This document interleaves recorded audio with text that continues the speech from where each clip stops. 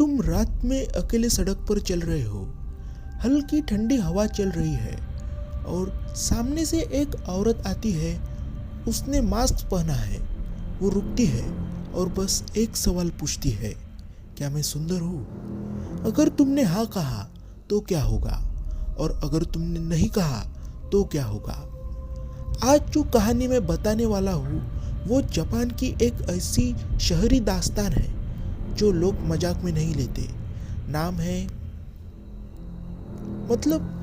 फटी हुई मुस्कान वाली औरत। जब देखो, ये कोई फिल्मी भूत नहीं है जो अचानक दीवार से निकल आए।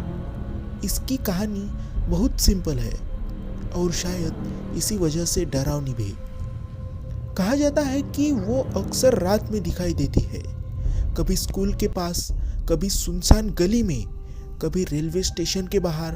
चेहरा मास्क से ढका होता है, वैसे ही जैसे जापान में लोग आमतौर पर पहनते हैं। उसे देखकर पहले तो कोई शक नहीं करेगा। वो धीरे धीरे पास आती है और सीधा सवाल पूछती है, क्या मैं सुंदर हूँ? अब सोचो, तुम क्या जवाब दोगे? अगर तुम नहीं कह दो तो कहते हैं वो वहीं पर हमला कर देती है। लेकिन असली डर तो तब शुरू होता है जब तुम हाँ कहते हो, क्योंकि फिर वो अपना मास्क हटाती है और उसके होठ कान से कान तक कटे होते हैं, जैसे किसी ने तेज धार वाले औजार से मुस्कान को जबरदस्ती बढ़ा दिया हो। खून बहता नहीं दिखता, बस एक सूखी डरावनी दरार जैसी मुस्कान। फिर वो दोबारा पूछती है, अब क्या मैं सुंदर हूँ? अब बताओ, इस सवाल का सही जवाब क्या है? जापान में बच्चों को सिखाया जाता था कि अगर कभी ऐसी औरत मिले तो सीधे हाँ या नहीं मत बोलो। कुछ लोग कहते हैं तुम औसत हो, बोल दो, या उसे कैंडी दे दो, या उल्टा सवाल पूछ लो ताकि वो कंफ्यूज हो जाए। लेकिन ये सब ट्रिक्स कितनी सच है, कोई पक्का नहीं जानता। कहानी के पीछे एक पुरानी दास्तान भी है। कहा जाता है कि बहुत पहले एक खूबसूरत औरत थी। उसका पति बहुत शक करने वाला था। एक दिन गुस्से में उसने उसके चेहरे को चाकू से काट दिया और कहा, अब कौन कहेगा कि तुम सुंदर हो? बस वहीं से ये आत्मा भटकने लगी। वो हर अजनबी से वही सवाल पूछती है, शायद जवाब ढूंढ रही है या बदला। अब ये सब सुनकर लगेगा ठीक है, एक लोक कथा है। लेकिन अजीब बात यह है कि 1970 के दशक में जापान में बच्चों के बीच अचानक अफवाहें फैलने लगी कि वो सच में दिख रही है। स्कूलों में अलर्ट जारी हुए, पुलिस पेट्रोलिंग बढ़ाई गई। सोचो, अगर ये सिर्फ कहानी थी तो इतना हंगामा क्यों?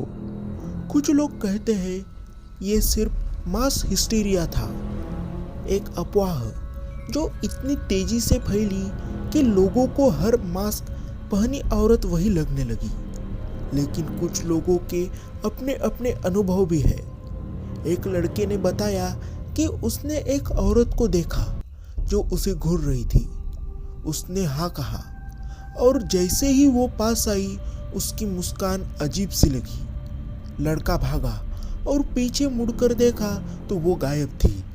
अब ये कहानी सच है या नहीं कहना मुश्किल है, लेकिन एक चीज़ नोटिस करो, वो हमेशा भीड़ में नहीं, अक्सर अकेले लोगों को टारगेट करती है।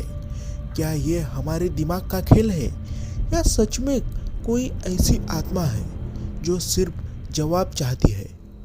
और सबसे अजीब बात, उसका सवाल बहुत साधारण है, क्या मैं सुंदर हूँ? हम रोज़ सोशल मीडिया पर यही तो करते हैं, फोटो डालते हैं, लाइक्स का इंतज़ार करते हैं, लोगों से पूछते नहीं, पर मन में चाहते हैं कि कोई कहे, हाँ तुम अच्छे लग रहे हो। क्या पता इस कहानी का डर उसी जगह से आता हो।